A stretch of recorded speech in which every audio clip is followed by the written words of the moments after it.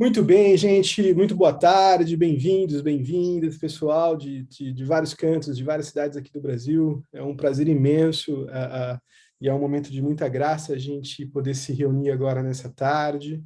É, é o nosso primeiro encontro online, nessa caminhada jubilar, nesse tempo de celebração dos 50 anos do Foyer no Brasil. Eu sou Márcio Galeato, eu sou um grande devoto aí ah, da graça do Foyer na história da minha vida e da minha família, e sou membro também da associação e estou aí com essa função de colaborar, ajudando nesse processo dos encontros online. Então, provavelmente, os encontros que nós vamos ter mensalmente eu vou estar revezando com alguém nesse processo de moderar um pouco esses encontros. E essa é o limite da minha função. Eu só, nesses minutos iniciais, então, eu contextualizar um pouquinho desses encontros e durante o ano que nós temos organizado. Vocês devem ter recebido, se vocês não receberam, eu vou colocar aqui no chat daqui a pouquinho, esse folder.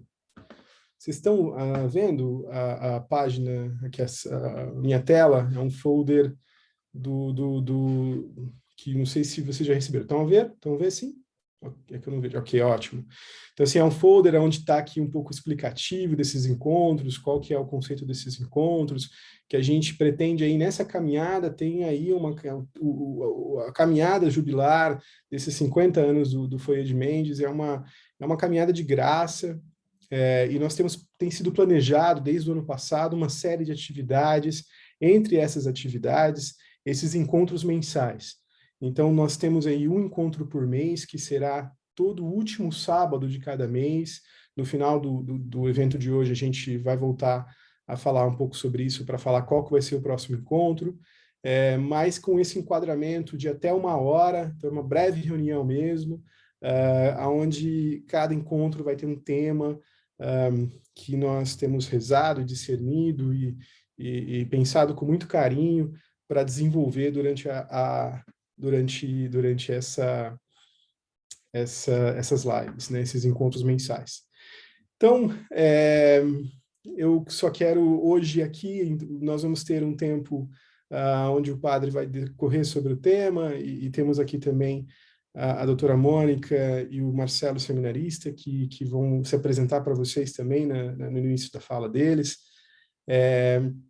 E vocês podem, todo mundo que está aqui pode participar, se você tiver alguma pergunta ou algum comentário. No final, a gente vai ter um espaço para perguntas e respostas. Você pode escrever essa pergunta no chat, ou esse comentário no chat, e eu vou estar aqui tendo a responsabilidade de organizar essas perguntas e poder devolver para o padre Bernard, a Mônica e o Marcelo. Então é isso, eu recomendo quem puder ficar com a câmera aberta, simplesmente porque ajuda a reduzir um pouco aí a sensação de um mundo virtual, então a gente se sentir um pouquinho mais próximo, mas também fica à vontade. Muito bom, espero que todos estejam se sentindo acolhidos e próximos aqui deste momento, e eu passo, então, a palavra ao Padre Bernard, nosso querido Padre Bernard. Muito obrigado, Márcio. Feliz de cumprimentar todos vocês. Vamos começar sem demorar com uma oração de Marta que, como sempre, invocava o Espírito Santo. Em nome do Pai, do Filho e do Espírito Santo. Amém. Espírito Santo, Deus de amor, vinde tal como vento poderoso em nossas catedrais, em nossas igrejas, em nossas capelas, em nossos cenáculos, nas mais luxuosas casas, assim como nas mais humildes moradias. Enchei toda a terra com vossas luzes, com vossas consolações e com vosso amor. Vinde, Espírito de amor, trazei ao mundo o frescor de vosso sopro santificador, envolvei todos os homens com a irradiação de vossa graça, levai-os todos nos esplendores de vossa glória. Ave Maria, cheia de graça, o Senhor é convosco. Bendita sois vós entre as mulheres, bendito é o fruto do vosso ventre, Jesus. Santa Maria, Mãe de Deus, rogai por nós, pecadores, agora e na hora de nossa morte. Amém. Glória ao Pai, ao Filho e ao Espírito Santo, como era no princípio, agora e sempre. Amém. Então, o nosso tema é Marta e o mistério pascal. Notei com muita alegria que nós estamos começando nossas lives do cinquentenário na véspera do domingo do Letaré, que é o domingo no qual vamos escutar amanhã, hoje à noite, a parábola do filho pródigo, e a dominante dessa parábola é a alegria do pai, que se exclama: meu filho era morto, voltou a viver, era perdido e foi encontrado. Então, a dominante é a alegria nesse domingo do Letaré, que é uma palavra latina, quer dizer, alegria, que nós estamos iniciando nosso percurso. E Marta, vamos ver Marta, vou dar alguns elementos breves da sua vida em relação ao nosso tema, o mistério pascal, o que nós estamos preparando nessa quaresma para celebrar na grande Semana Santa, que como grande retiro de toda a igreja, esse mistério da morte e da ressurreição do Senhor, o mistério da nossa salvação. A palavra que podemos enfocar desde agora é redenção. O mistério pascal é redenção da humanidade, a concentração da redenção da humanidade. Toda a vida de Jesus, nós sabemos, é redentora, do seu nascimento até a sua ascensão. Todo o mistério de Cristo é redenção da nossa vida, mas tem uma concentração, por assim dizer, no mistério pascal, que vamos celebrar com mais intensidade no famoso Tríduo Pascal, com uma missa celebrada em 3 dias, de uma certa forma, quinta-feira, a instituição da Eucaristia e do sacerdócio, o rito do lava-pés. Nós temos sexta-feira a morte de Jesus na cruz, com a liturgia da Santa Cruz, o silêncio, o grande silêncio do grande sábado santo, no qual quem fez retiro comigo sabe que é o dia da pregação aos mortos, e na Vigília Pascal celebramos já a vitória do ressuscitado da história. Ele é vivo e nós aclamamos com muita alegria essa vitória de Cristo, que torna também, através da mediação da igreja, nossa vitória. Então, é uma graça de poder começar esses encontros na véspera, ou já no dia antecipado do domingo do Letaré do Senhor, para nos alegrarmos com antecipação da alegria do Cristo. Queria começar brevemente com algumas citações bíblicas para introduzir o nosso tema. São Paulo aos Colossenses dizia: alegro-me nos sofrimentos que tenho suportado por vós e completo na minha carne o que falta às tribulações de Cristo em favor do seu corpo, que é a igreja. Colossenses 1:24, é já bem notificado na vida de Paulo a alegria de sofrer para a redenção do mundo unido a Cristo Redentor. Também ele diz na carta aos Gálatas 2:20, fui crucificado em Cristo. Já não sou eu que vivo, mas é Cristo que vive em mim. E uma terceira citação, digamos, Gálatas 6:17, trago a meu corpo as marcas de Jesus. Fui buscar no texto grego, marcas de Jesus, eta stigmata tu curio, os estigmas realmente do Senhor. E Marta reviveu de uma certa forma o mistério de São Paulo, que todos nós, cada um segundo a sua vocação própria, a graça alcançada, é chamado a viver. Introduzindo ainda com uma breve palavra do Magistério, queria citar da Carta Apostólica Salvifici Doloris, do Santo Padre João Paulo II, uma explicação, se eu posso dizer, se uma interpretação desse mistério do sofrimento, que permanece um grande mistério, ele diz, número 24, o seguinte: o sofrimento de Cristo criou o bem da redenção do mundo. Este bem é em si mesmo inexaurível e infinito. Ninguém lhe pode acrescentar coisa alguma. Ao mesmo tempo, porém, Cristo, no mistério da Igreja, que é o seu corpo, em certo sentido, abriu o próprio sofrimento redentor a todo o sofrimento humano. E mais à frente ele diz: a redenção já realizada totalmente realiza-se em certo sentido constantemente. Cristo operou a redenção completa e cabalmente, ao mesmo tempo, porém, não a fechou. Ele explicou que Cristo realizou a redenção do mundo, Cristo é Deus Salvador, mas ele quis, de uma certa forma, associar amigos, os homens, à sua própria redenção, e um modo de expressar seu amor. Então, não fechou a redenção. No seu corpo místico, somos todos convidados a participar dos sofrimentos de Cristo, para participar da alegria e da ressurreição que ele nos oferece de graça. Trata-se do mistério do santo batismo, que é um mergulho no mistério da morte e da ressurreição do Senhor. Então, uma breve citação de Marta, talvez.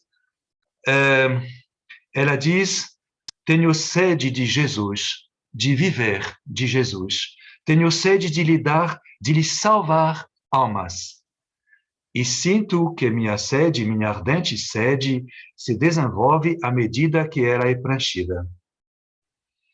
Uma outra citação: oh, minha bela missão, exclama-se Marta, expiar, reparar, redimir as almas, amar e fazer amar o amor.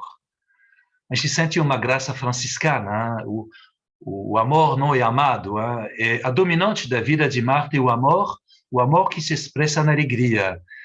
E as pessoas que encontraram Marta, todas testemunharam, sem perceber a dimensão do sofrimento, a alegria na voz de Marta. Então, brevemente, para relembrar um pouco o percurso de Marta em relação ao mistério pascal, Marta nasceu na França, dia 13 de março de 1902, na fazenda dos seus pais, quer dizer, numa aldeia do sul de Lyon, na França, a cidade de Santo Ireneu de Lyon, o primeiro grande teólogo ocidental, e morreu no seu quarto, dia 6 de fevereiro de 1991, com idade de 79 anos. Marta é a caçula de 6 filhos, batizada dia 5 de abril de 1902, na sua paróquia, numa época de anticlericalismo militante na França. Seus pais são cristãos, mas não são praticantes regulares, devido ao trabalho do campo na fazenda. Marta é confirmada dia 3 de maio de 1911, na sua paróquia. Ela faz sua primeira comunhão dia 15 de agosto de 1912. Antigamente se fazia a primeira comunhão após a confirmação. Ela disse da sua primeira comunhão: creio que minha comunhão privada foi uma tomada de posse de Nosso Senhor.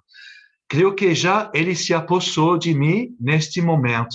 Minha primeira comunhão foi algo de muito doce. Após completar o primeiro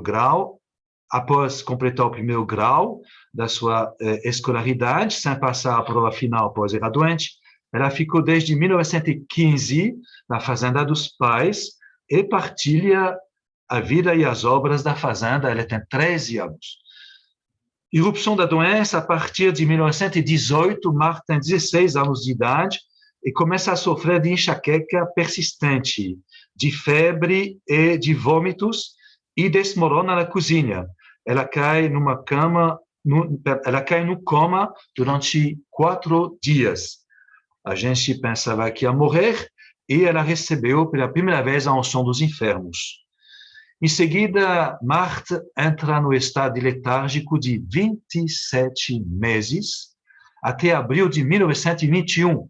Ela sai desse coma letárgico, é um legume, até 19 anos de idade. Hoje os médicos pensam que ela foi atingida de uma forma de encefalite crônica. Ela sofre de enxaqueca, dores dos olhos, nas costas, no estômago, pernas e braços sempre mais desajeitados. Depois, melhora um pouco. Dia 11 de novembro de 1921, ela vai andando à missa da paróquia na aldeia de Châteauneuf-de-Galord pela última vez. Em 1923, os tratamentos que ela segue pioram a sua situação. Em 1927, ela tem 25 anos, após uma hemorragia digestiva, ela recebe de novo a unção dos infernos, pela segunda vez.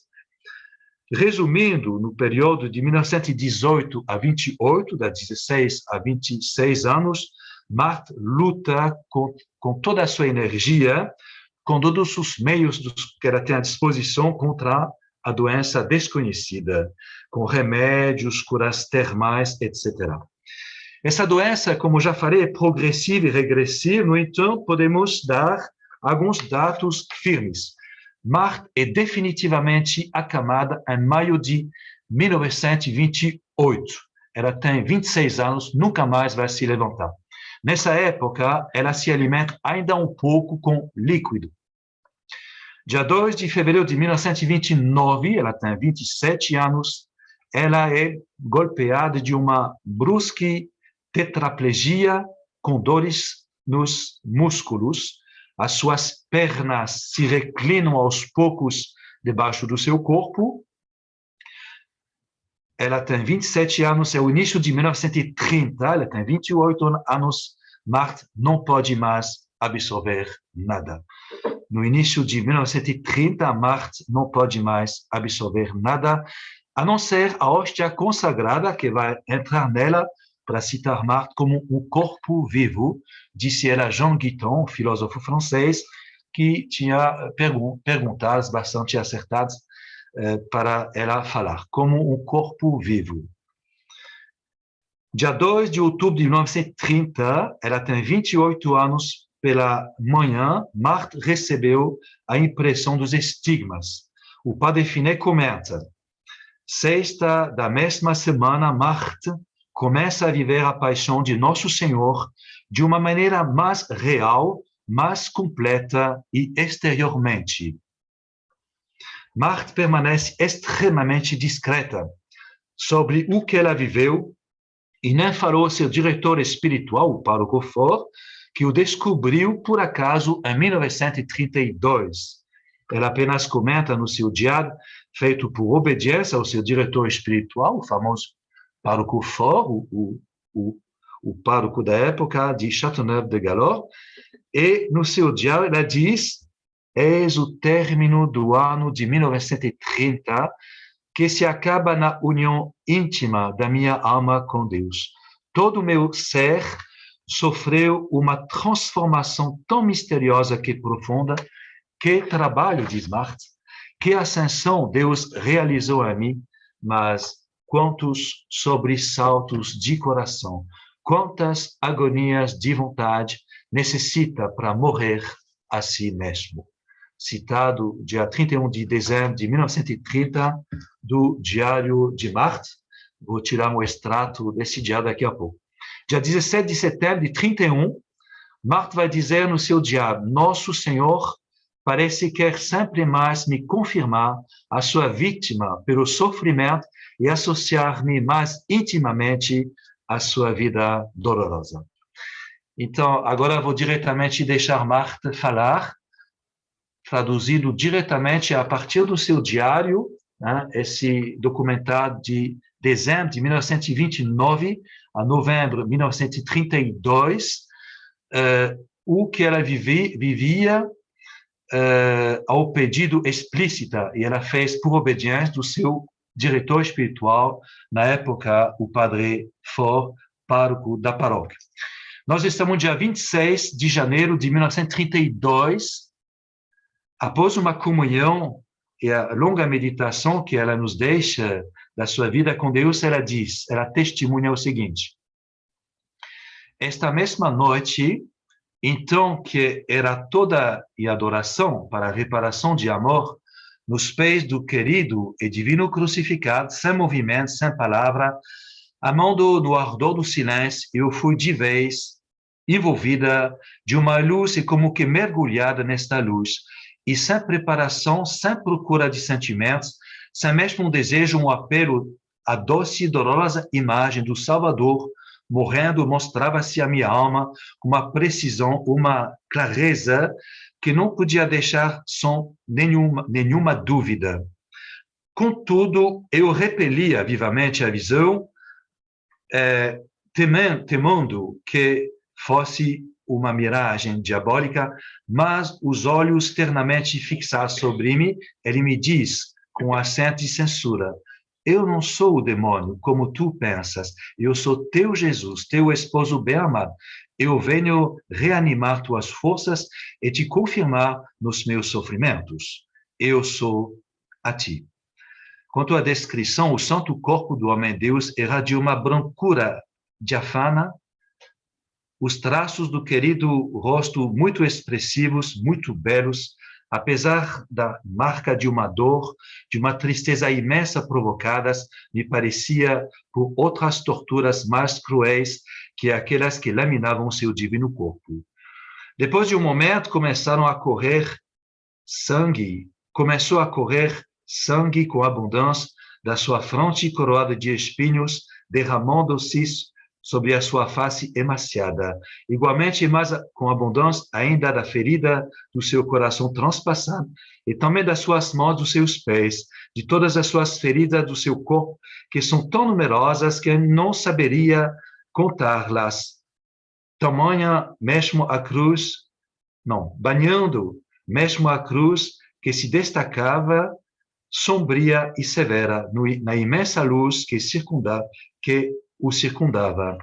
Muito vivamente impressionada, aterrorizada mesmo, mas muito calma, eu considerava demoradamente, com sentimento de pena, a desolante aparição e mais a fixava interiormente a sangrante imagem do meu Deus Salvador, mas então a luz na qual ela me era mostrado se tornava resplandecente.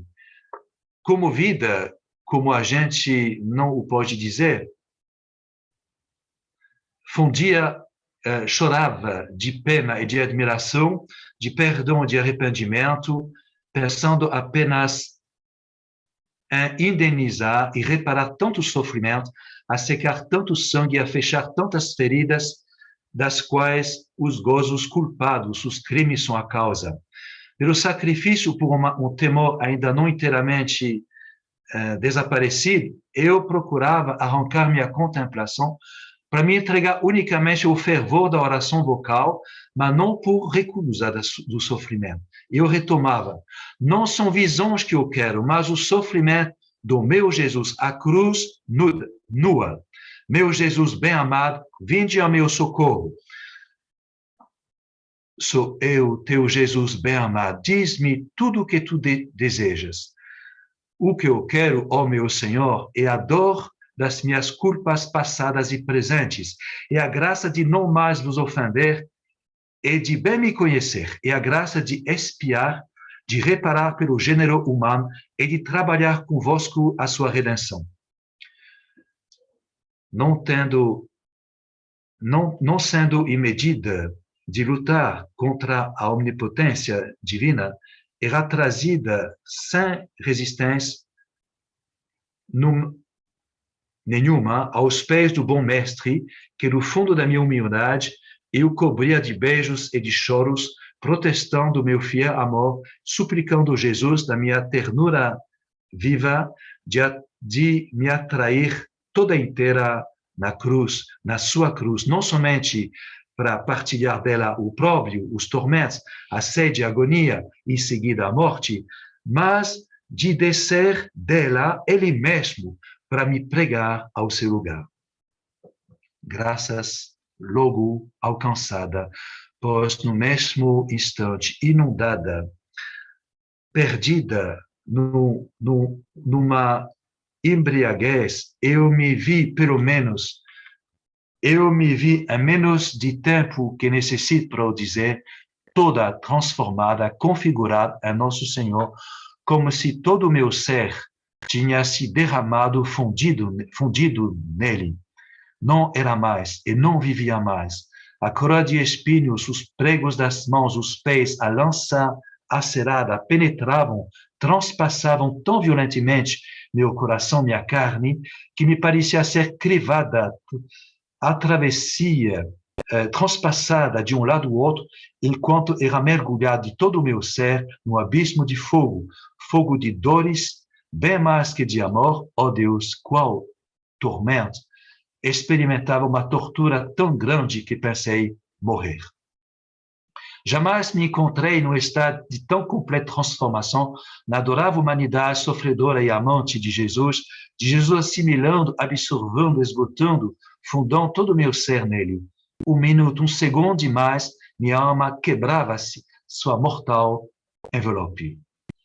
Essa velha configuração, na semelhança do sacrifício de Jesus crucificado, se fez por um místico abrasamento do amor divino, me deixa muito felizmente sem marcas exteriores. Agora, onde são escritas, traçadas essas linhas, esses sofrimentos, permanecem sempre muito vivos, a igual de um fogo me queimando toda inteira, mas mais vivamente no meu peito, nas cabeças, nas pernas e nos braços, sem deixar de permanecer invisíveis, senão os sofrimentos, pelo menos a marca dos sofrimentos. Viva Jesus! E viva Maria, minha doce mamãe, pois é a sua mediação toda materna que o deve essa vez, ainda de não guardar nenhuma marca aparente. Mas a gente não é assimilada à divina pessoa do Verbo sem se tornar o outro ele mesmo. A gente não é jogado no braseiro consumante do amor sem sair daí renovada para sempre. Vida nova, no acréscimo de abandono e de amor, mas que nunca entregue a ação transformante do Espírito Santo. A Jesus, ao Cristo hóstia, para se tornar conforme a sua imagem, a sua semelhança, pois ninguém pode entrar na morada do Pai a não ser parecido ao seu Filho. Pelas pequenas almas predestinadas, o Tabor se encontra no Calvário. O que importe o sofrimento e a cruz, já que tenho o amor acima de tudo.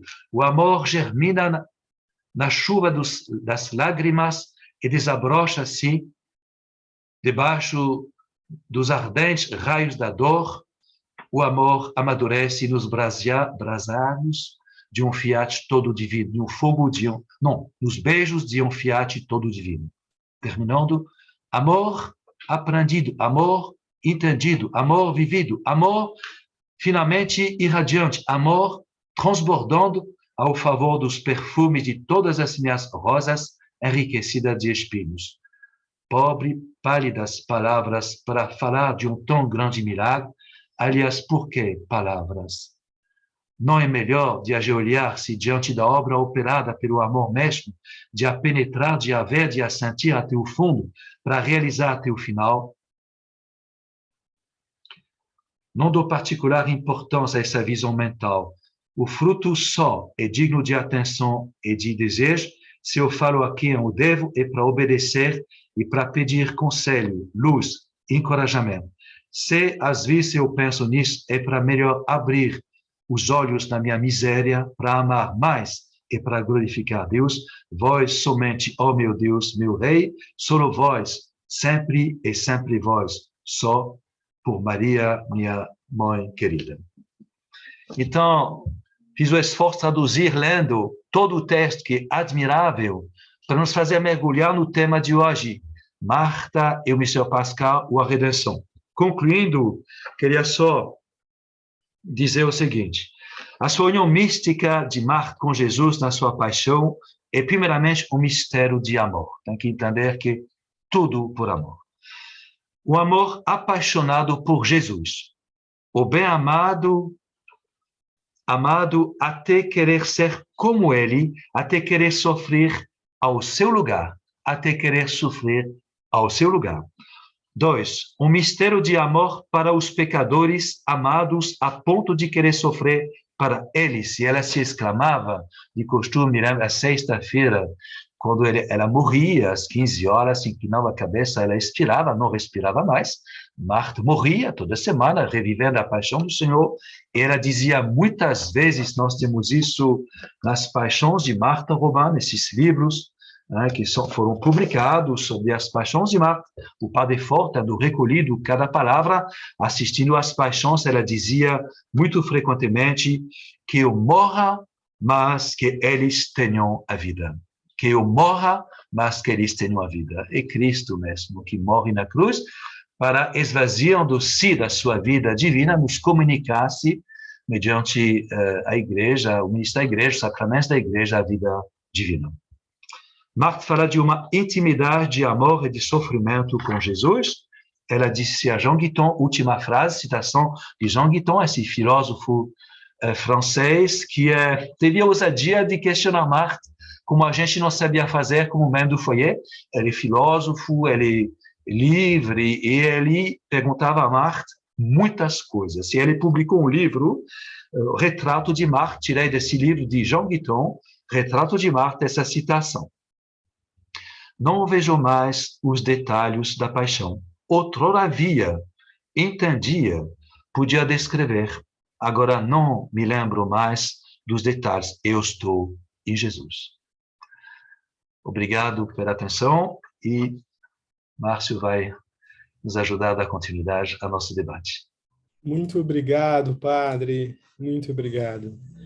Então vamos direto aí. Eu vou passar a palavra para a Mônica, nossa querida Mônica, que ela pode se apresentar e logo em seguida a gente passa para o Marcelo. Só vou deixar um recado para todos, que você já pode colocar comentários ou perguntas no chat, via chat. Pode ser no chat para todos ou diretamente para mim. Muito bem. Mônica, para você. Muito obrigada, Márcio. Obrigada, Padre Bernard. Agradeço aí o convite, né, para estar com vocês nesse momento tão especial, né?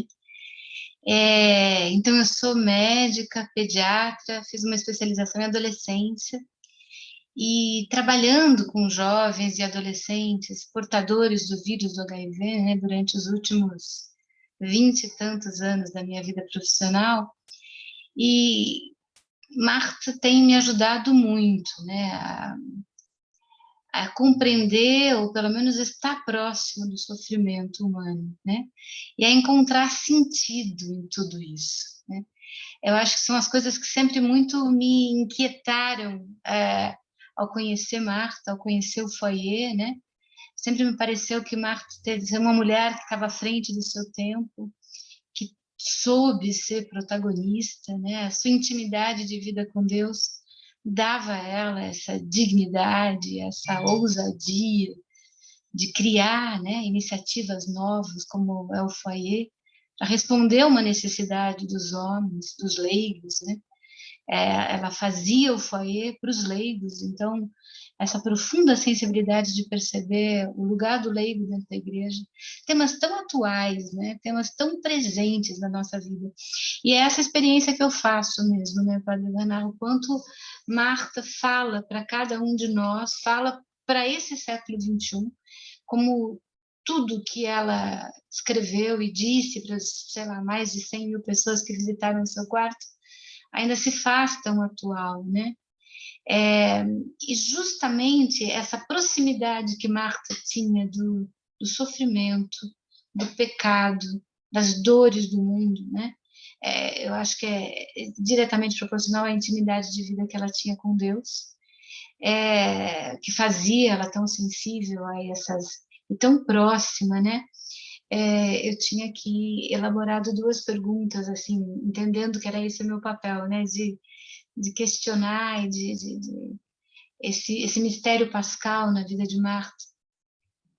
Quanto mais próxima ela estava desse pecado, das dificuldades do mundo, para mim faz com que a luz de Marta seja ainda maior, sabe? Como mulher vivendo nesse século e também enfrentando várias dificuldades. Um dos temas que eu tenho estudado muito atualmente é a questão do suicídio, né? Nós estamos vivendo um verdadeiro problema aí com relação a autolesões que os adolescentes e jovens vivem, e é uma questão que faz com que todos os profissionais de saúde, psicólogos, enfermeiros, médicos, se questionem. E me parece que Marta tem muito a nos ensinar com relação a isso, porque ela também esteve próxima do irmão dela, né, que se suicidou. E eu queria pedir se o senhor poderia falar uma palavrinha sobre isso, né? Como é que foi para Marta viver essa dor tão grande? E acho que com certeza isso vai nos ajudar também a viver. Talvez muitos de nós aqui presentes nessa tarde também tenhamos histórias muito parecidas, né? De pessoas próximas que se suicidaram, que a gente não soube perceber os sinais, né? Que a pessoa tinha essa ligação, que é profundamente normal, né? Nunca se... Muito difícil mesmo a pessoa dar sinais. Não sei, era uma questão. Muito bom, Mônica, muito obrigado. Eu vou deixar aí essas anotações e essas considerações, essas perguntas, para daqui a pouco a gente volta para o padre, mas antes de ir para o padre, eu queria passar agora para o Marcelo, e aí a gente completa uma rodada e retornamos aí para uma conversa. Tudo bem, Marcelo? Você me escuta? Tá aí? Legal? Sim, tudo certo. Então, por favor, né, o microfone é seu e se apresente também, por gentileza. Obrigado, Márcio. Obrigado, padre, pelo convite. A Mara também, que entrou em contato comigo. É uma honra mesmo, me senti honrado de estar aqui com vocês e ter a palavra, né? Eu tenho 32 anos, sou seminarista da Diocese de Petrópolis, sou natural de Volta Redonda, que é mais próximo de Mendes, onde fica o foyer. Conheci o foyer em 2016, fiz a minha consagração Nossa Senhora no foyer, na capela do foyer, e depois, também no ano de 2016, estava em discernimento vocacional, 2015, estava em discernimento vocacional, e foi num retiro mesmo que eu tive uma luz, assim, com clareza, foi a graça de luz que eu recebi no meu retiro fundamental, foi da vocação. Logo no ano seguinte entrei no seminário. Foi uma graça de luz não sem sofrimentos, né? Foi muito conturbado, mas que no final me iluminou para realmente fazer a vontade de Deus. E tive a graça também, né, do ano 2020, assim que começou a pandemia, permanecer com o Padre Bernard e a família do foyer durante 2 meses, 3 meses, quase 3 meses, né? Foi uma graça muito grande, até para conhecer mais Marta. E me encantou muito. O padre, a Mara me passou, né, o texto que o padre leria, eu tenho também o diário, eu ganhei de presente deles, e li o texto também, fiquei, assim, impressionado, é muito tocante mesmo, tanto a experiência tão profunda que quanto o modo de Marta escrever, parece poético mesmo, assim, é impressionante. E uma coisa que me chama muita atenção, que é o que me encanta em Marta, é a simplicidade, assim, o primeiro contato que eu tive com Marta sempre assusta, né? Acredito que quase que a maioria das pessoas assusta um pouco, né? É muito místico, é muito sobrenatural, então dá né, repele um pouco, você pensa, nossa, tá muito assustador, não tô acostumado com isso.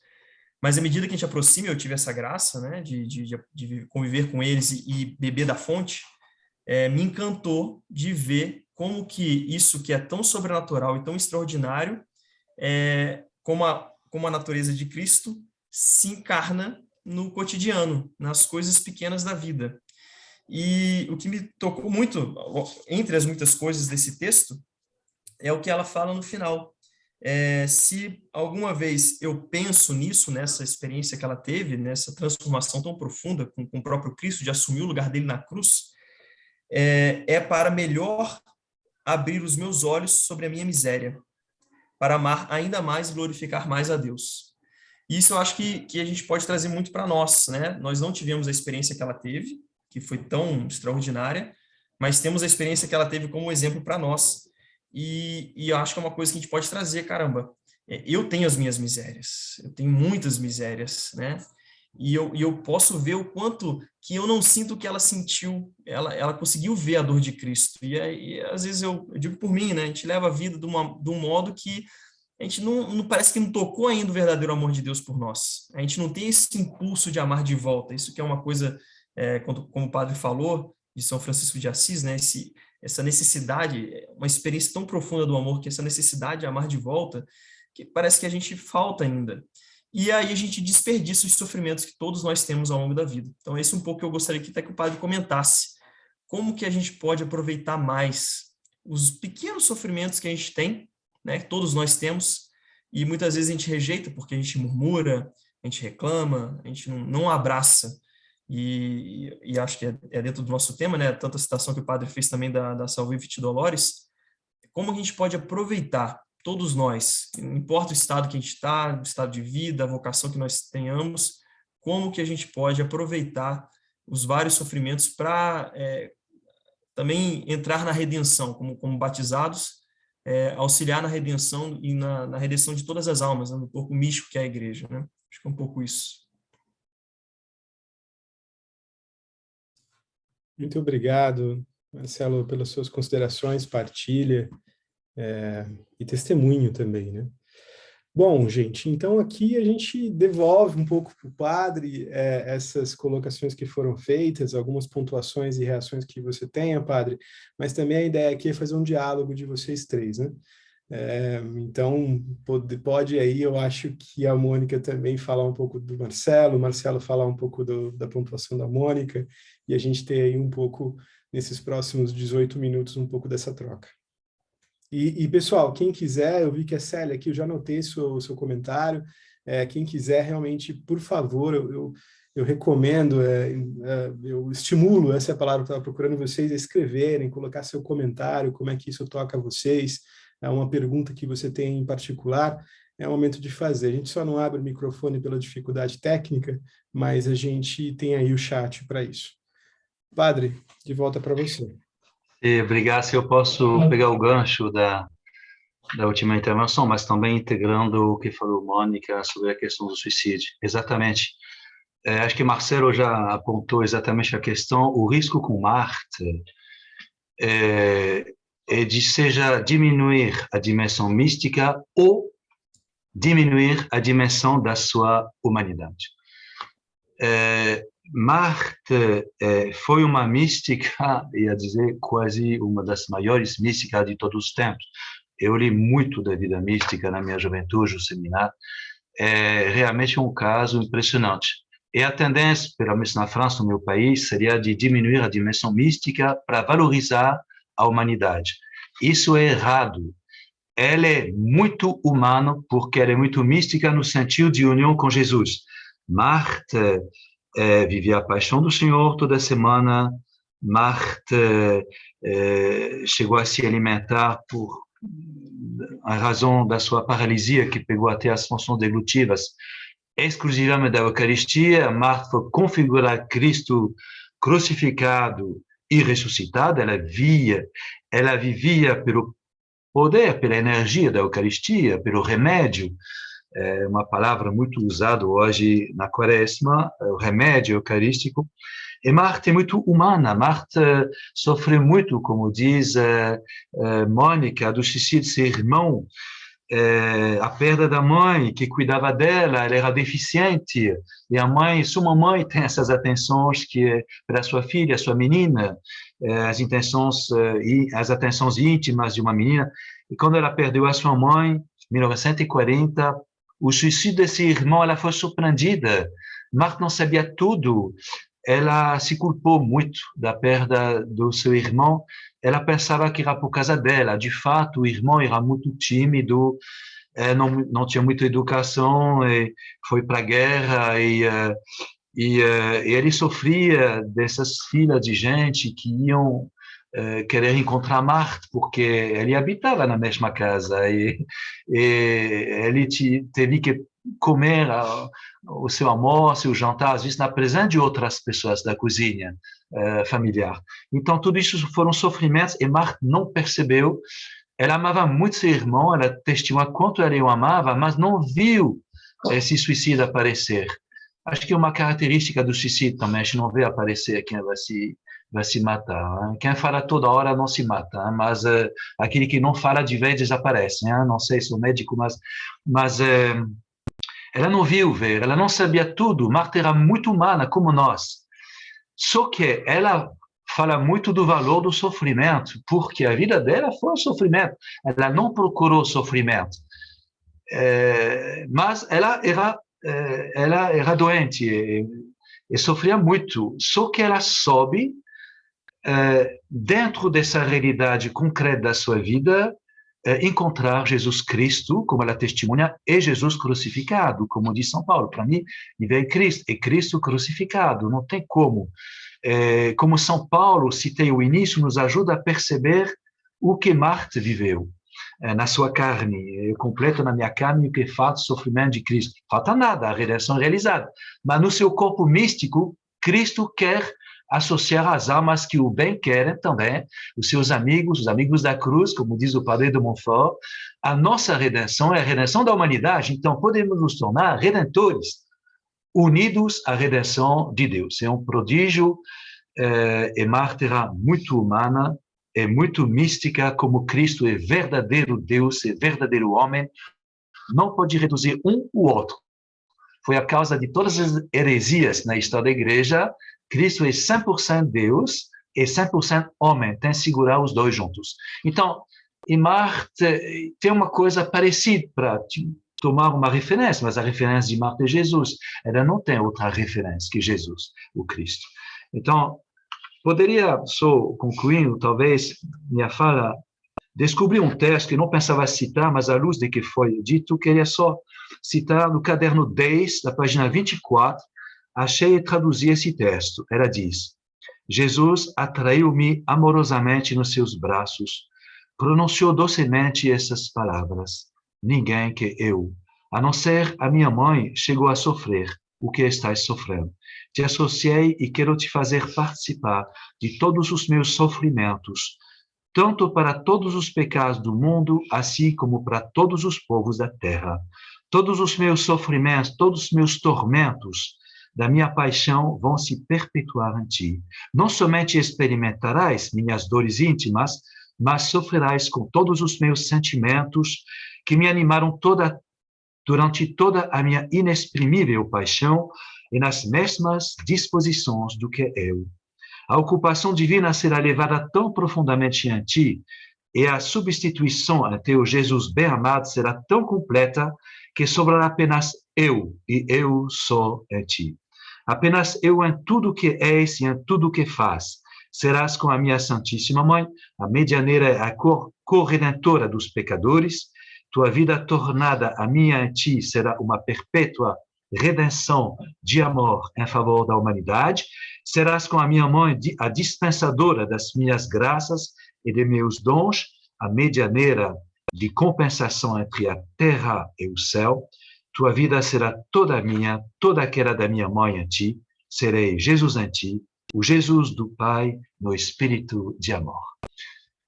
E Marte é proclamada venerável pela Igreja desde o dia 7 de novembro de 2014. Todos os textos foram analisados pela Casa dos Santos. Então, esse texto que partilhei, acho que nunca partilhei para ninguém por enquanto, ele diz tudo para mim. Marte tem uma missão especial, unida a Jesus crucificado, a mãe de Jesus, nosso Senhor, nada sem Maria, por Marte, a redenção do mundo. Mas cada um de nós, com nossas misérias e sofrimentos, que não são nada também, cada um de nós tem a sua cruz, é possível de, como diz Marcelo, quer dizer, Padre Marcelo, daqui a pouco, nós podemos oferecer esses sofrimentos, e Marx lamentava que pena de não de desperdiçar esse tesouro que são os nossos sofrimentos unidos a Jesus.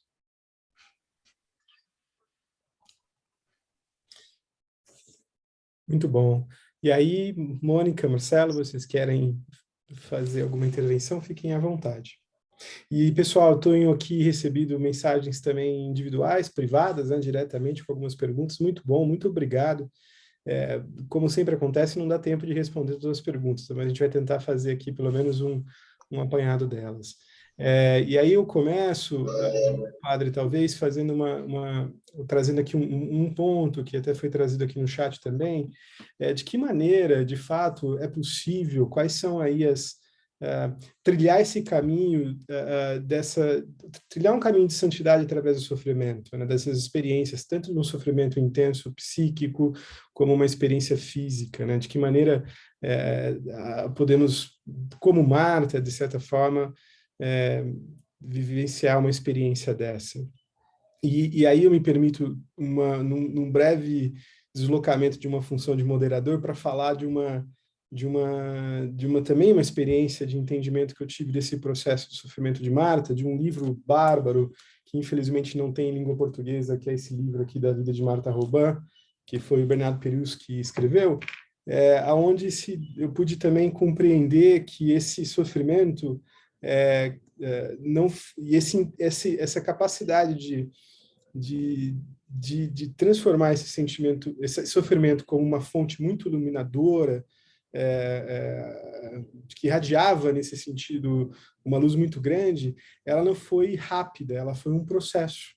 Então, assim, isso fica muito claro, porque num primeiro momento eu tive um entendimento, quando eu conheci Marta, parecia que enfim, todo aquele sofrimento era iluminado pela graça. Então, por outro lado, até parece que o sofrimento, nesse sentido, ele era divinizado demais e não sofria tanto, porque ele era, de certa forma, com um profundo significado. Mas, ao reler a vida de Marta com atenção, como foi visto aqui, na verdade, foram muitos momentos de uma depressão, que a gente podia dizer, de uma dificuldade imensa, não só física, mas psíquica, vivenciada com muita intensidade, e que aí, no decorrer dos anos, de fato, esse lugar foi sendo ocupado, foi sendo ressignificado, foi sendo iluminado, né?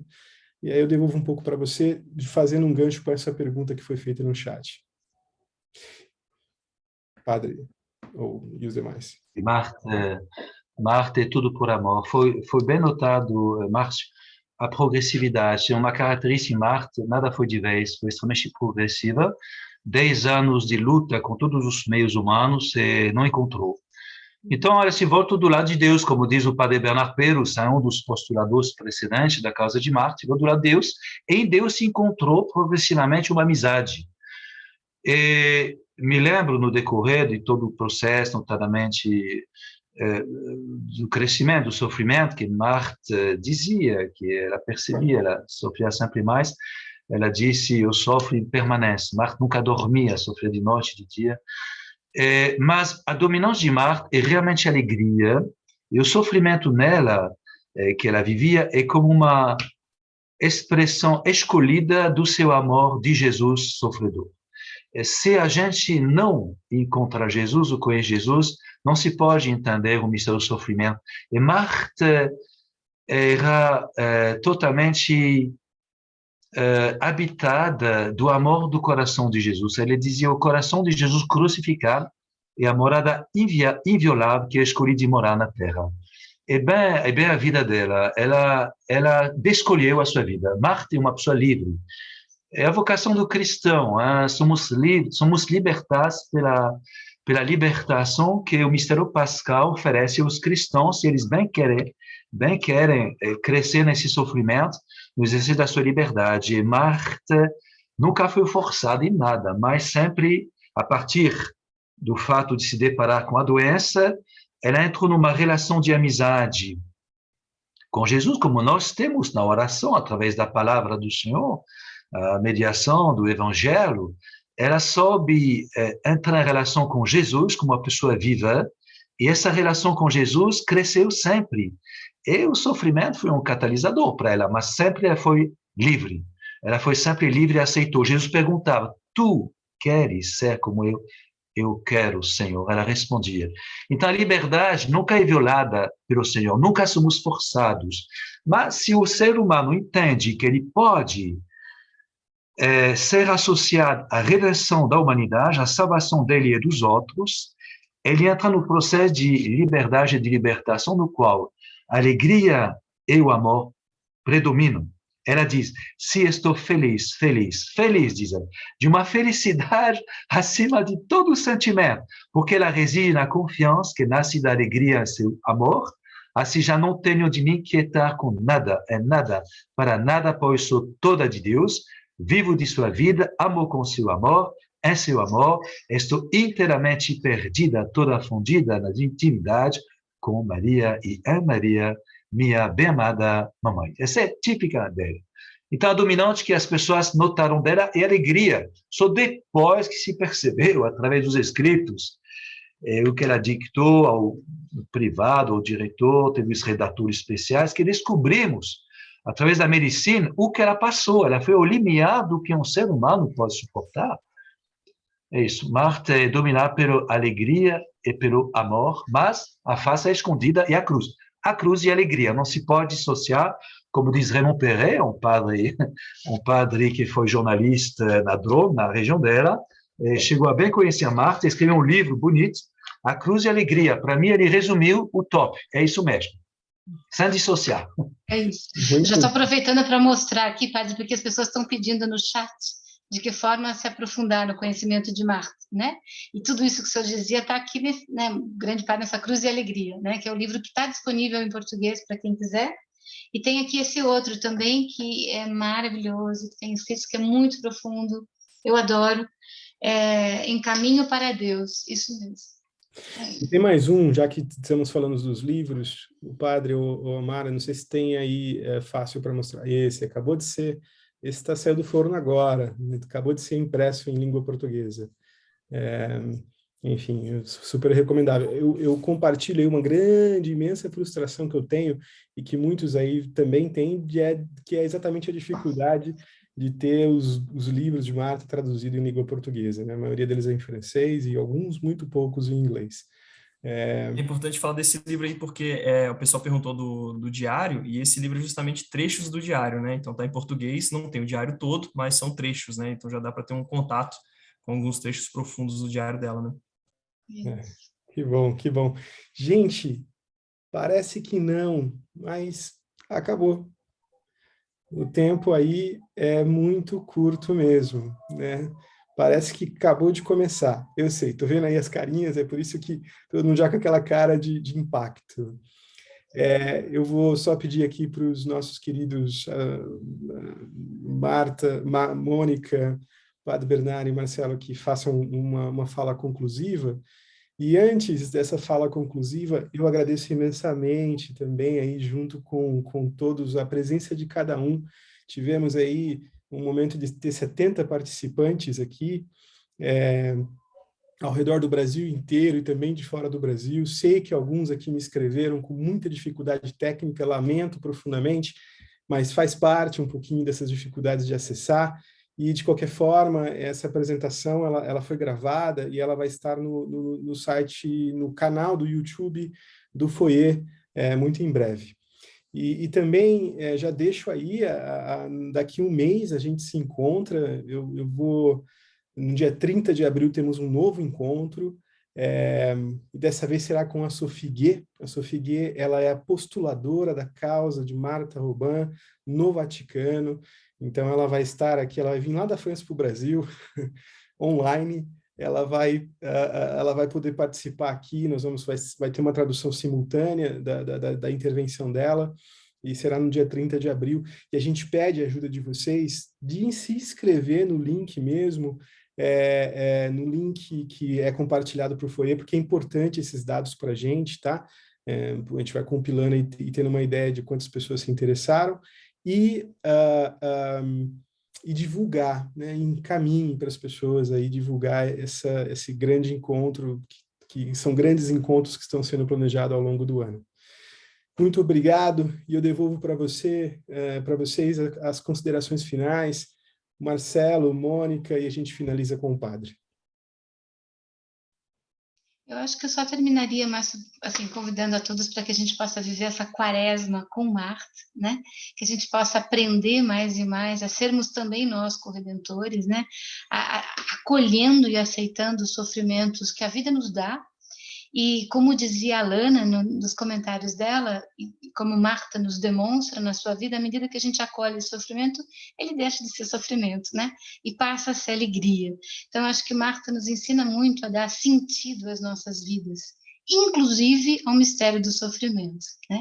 Ela mostra que é possível viver uma vida plena e com alegria, mesmo nessas circunstâncias difíceis que a gente está vivendo, porque ela também viveu em situações muito difíceis, talvez muito mais difíceis que as nossas, né? Então, acho que esse é o grande legado, esse é o grande ensinamento, acho que Um dia ela vai ser doutora do sofrimento vivido na alegria, né? E que a gente possa aprender isso com ela. O Renato também falava da necessidade dessa catequese mistagógica, né? Que é essa experiência do amor de Deus. Então, para quem trabalha com jovens, eu acho que essa é a grande prevenção ao suicídio, né? Ajudar os jovens a encontrar sentido para a sua vida, ajudar os jovens a enfrentar o sofrimento e as frustrações que são inerentes à vida humana. E me parece que essa é a gênese de muitas dessas automutilações, autolesões e dificuldades, crises existenciais que os nossos jovens têm vivido. Ou seja, Marta tem muito a nos ensinar a viver a quaresma, a viver nosso apostolado dentro da igreja, cada um no seu lugar, né? E boa quaresma e até o próximo encontro, no dia 30 de abril. Obrigada. Bom, eu agradeço também, uma alegria, realmente muito bom. Ouvir sobre Marta e ouvir o Padre Bernard falando sobre Marta é sempre uma alegria. Eu só reforço o que a Mônica falou, também acho que é o que a gente pode fazer nessa quaresma principalmente. Pedir a intercessão de Marta para alcançar essa graça de enxergar no sofrimento um caminho de redenção. Acho que é isso que é o mais difícil para nós, homens modernos, que têm tanto conforto, tanto consolo rápido, saber abraçar o sofrimento por amor a Jesus. Isso é uma graça mesmo que vem de Deus e com certeza Marta consegue, tem a graça de intercessão por nós. Então, possamos todos nós aproveitar essa quaresma para isso. É uma alegria. Muito obrigado mais uma vez a todos. Então, concluindo a vida de Marta, para mim o mistério pascal, ela me estimula, ela intercede para todos nós, para que possamos aprofundar nossa vida de batizado. Desejo a todos vocês de participar na sua paróquia, na sua comunidade do Tríduo Pascal, do Domingo dos Ramos e do Tríduo Pascal, para que possamos sairmos renovados na graça do nosso batismo. Eu desejo para todos nós, convencido que Marta acompanha a nossa caminhada porque ela entende, ela é próxima, ela é amiga de Deus e dos homens. Muito obrigado. Deus abençoe todos.